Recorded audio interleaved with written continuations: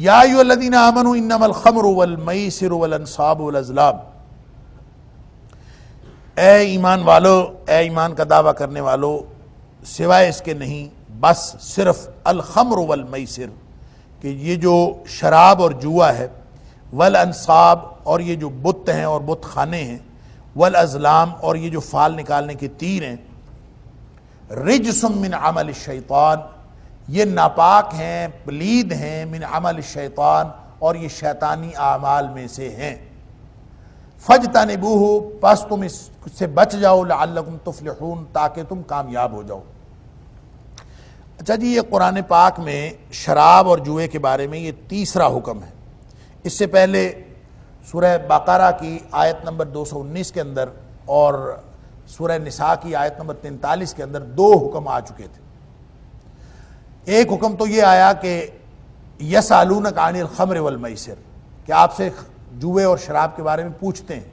تو آپ فرما دیجئے کہ اس میں فائدے بھی ہیں اور لوگوں کے لیے فائدے بھی ہیں اور اس میں نقصان بھی ہے، گناہ بھی ہے، لیکن اثمہما اکبر من نفعہما، ان کا گناہ جو ہے وہ زیادہ بڑا ہے ان کے نفع سے۔ اب جن لوگوں کو سمجھ آ گئی وہ تو اسی وقت اس سے جو اجتناب کرنے لگے۔ پھر اس کے بعد سورہ نساء کی آیت نمبر 43 کے اندر یہ حکم آیا کہ لا تقربوا الصلاۃ وانتم سکارا، کہ جب تم حالت نشہ میں ہو تو نماز کے قریب نہ جایا کرو۔ اب ظاہر ہے کچھ لوگوں کو تب بھی سمجھ آ گئی۔ یہ تدریجی احکام ہے، یہ قرآن پاک کے احکام کی تدریج کی ایک بہترین مثال ہے کہ جن چیزوں کو اسلام یہ سمجھتا ہے کہ لوگوں کی گھٹی میں پڑی ہوئی ہیں، ان کے کلچر میں رچی بسی ہوئی ہیں، تو ایک دم حکم دینا اور ایک دم ترک کرنا ان کے لیے مشکل ہے۔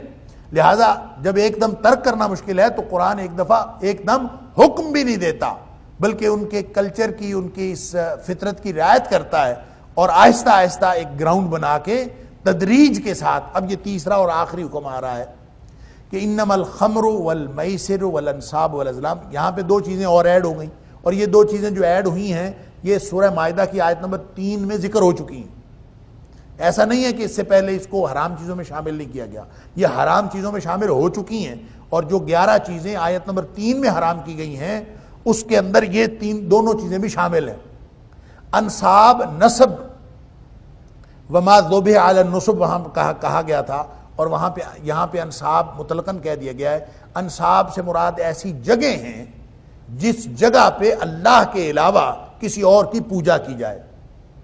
کسی اور کے سامنے ماتھا ٹیکا جائے، کسی اور کے سامنے کوئی بھی ایسا عمل کیا جائے جو عمل عبادت کہلاتا ہے، اور عبادت اللہ کے علاوہ کسی اور کی مخلوق کی عبادت کرنا وہ حرام ہے۔ لہذا اگر کوئی بھی شخص کسی بھی جگہ ایسا کوئی عمل کرتا ہے، وہ چاہے وہاں پہ بت بنایا ہوا ہے، چاہے کوئی جڑی بوٹی ہے، چاہے کوئی درخت ہے، چاہے کوئی کسی درخت کا تنا ہے، چاہے کوئی ستون ہے، چاہے کوئی عمارت ہے، کوئی بھی چیز ہو، تو ایسی کوئی بھی جگہ ہو تو اس کو اردو میں کہتے ہیں استھان یا آستانہ۔ اس جگہ جہاں بھی غیر اللہ کی پرستش ہوتی ہو تو وہ جگہ، اس جگہ پر کیا ہوا ہر عمل وہ حرام۔ اسی طرح ازلام سے مراد، ازلام ظلم کی جمع ہے،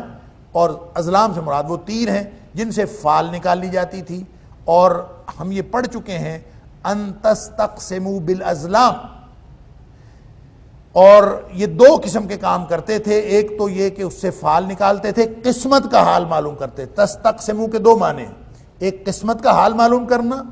اور ایک اس کا معنی ہے مال تقسیم کرنا۔ یعنی مال تقسیم کرنے کے لیے آپ کہیں کہ ہم ٹاس کر لیتے ہیں، اگر تم جیت گئے تو اتنا مال تم لے لینا، میں جیت گیا تو اتنا مال میں لے لوں گا۔ یہ جوئے کی قسم ہے، بغیر محنت کے، بغیر استحقاق کے کسی کو آپ مال دے دیں، یہ جوا ہے۔ لہذا مال تقسیم کرنا یا قسمت کا حال معلوم کرنا، دونوں صورتوں میں جو ظلم استعمال کیے جاتے تھے عرب میں یا انصاب استعمال کیے جاتے تھے عرب میں، ان دونوں کی سارے استعمالات کو حرام قرار دیتے۔ اور یہ حرمت علیکم المیتہ سے آگے جو 11 چیزیں بیان کی ان میں بھی یہ چیزیں آ گئیں، اور یہاں پھر اللہ تعالیٰ اس میں وضاحت کے ساتھ فرما رہا ہے۔ اب اس بارے میں ایک بات سمجھ لیجئے اس کی تفصیل پڑھنے سے پہلے، کہ بہت سارے جدید مفکرین ایسے ہیں جن کو یہ شبہ ہوا ہے کہ شراب حرام نہیں ہے، اور وہ اس بنیاد پر کہتے ہیں کہ اللہ تعالیٰ نے قرآن میں شراب کے لیے حرام کا لفظ استعمال نہیں کیا،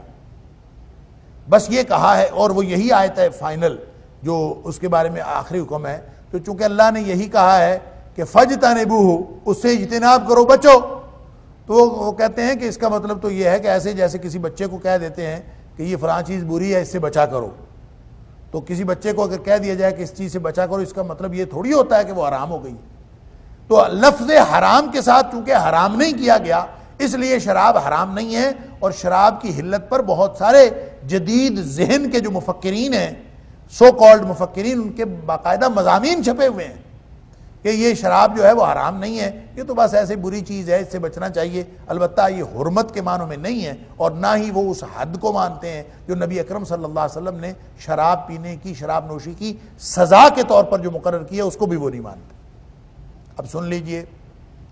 جب اللہ تعالیٰ نے خمر اور میسر کے ساتھ دو چیزیں اور ذکر کی ہیں، انصاب اور ازلام،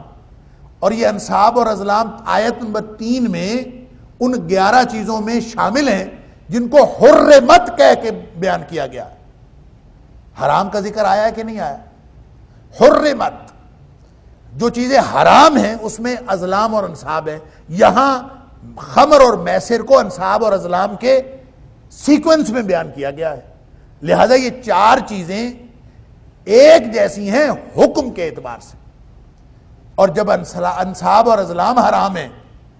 تو پھر شراب اور جوے کو جب بیان کر دیا انصاب اور ازلام کے ساتھ، تو یہ صرف ان سب کا ایک لائن میں رکھنا، اکٹھے بیان کرنا، ان کے شرعی حکم کو ایک بنانا،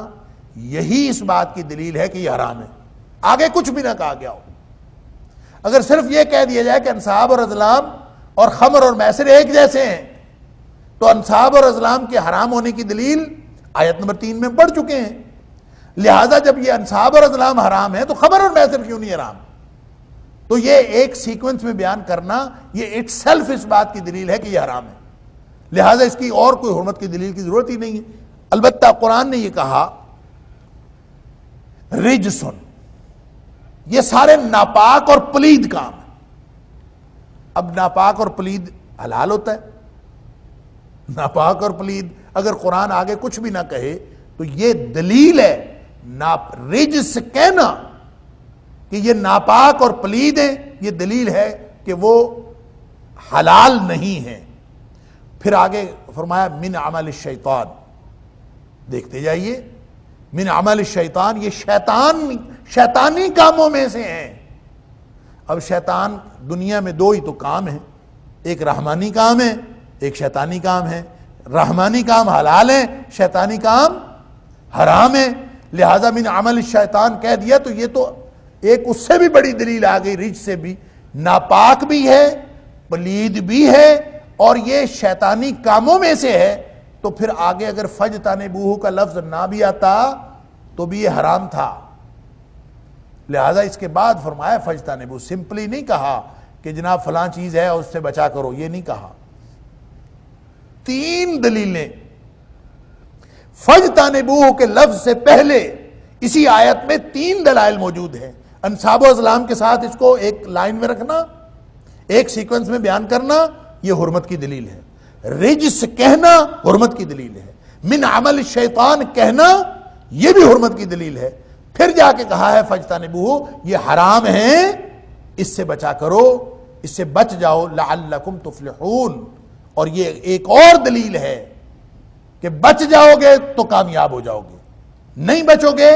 تو ناکام ہو جاؤ گے۔ تو جو چیز ناکامی کی طرف لے کے جاتی ہے وہ حلال کیسے ہو سکتی؟ لہذا اس کے اندر فَاجْتَنِبُوهُ کے لفظ کے علاوہ 4 دلائل اس آیت کے اندر موجود ہیں جس کی بنیاد پر یہ شراب اور جوا حرام قرار پاتے ہیں۔ لیکن اگلی آیت بھی دیکھ لیجئے، انما یرید الشیطان ان یوقع بینکم العداوۃ والبغضاء فی الخمر والمیسر۔ اب یہاں انصاب اور ازلام کا ذکر نہیں کیا، یہاں پہ صرف خمر اور میسر کا ذکر ہے اگلی آیت میں۔ اس کا مطلب ہے پچھلی آیت میں جو انصاب اور ازلام کو اس سیکوینس میں رکھا، حالانکہ آیت نمبر 3 میں اس کو حرام قرار دے دیا گیا تھا، اس ان انصاب اور ازلام کو اس سیکوینس میں رکھنے کا واحد مقصد یہ ہے کہ ہمیں سمجھ آ جائے کہ جس طرح وہ حرام ہے اسی طرح خمر اور میسر حرام ہے۔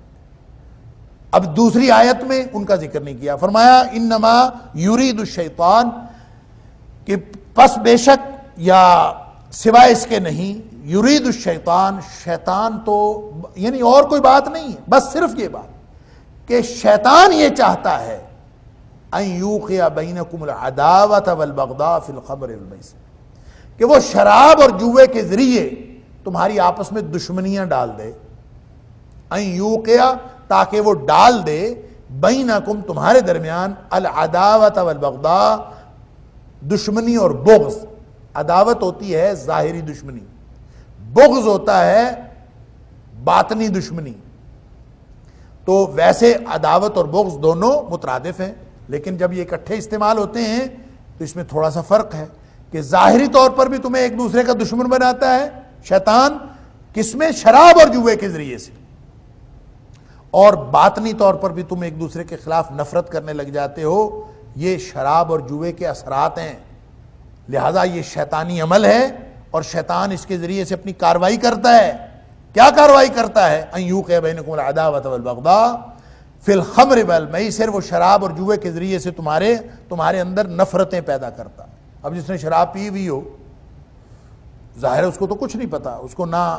انسانی رشتوں کا کوئی پتہ، نہ اس کو کوئی انسانی اقدار کا کوئی علم،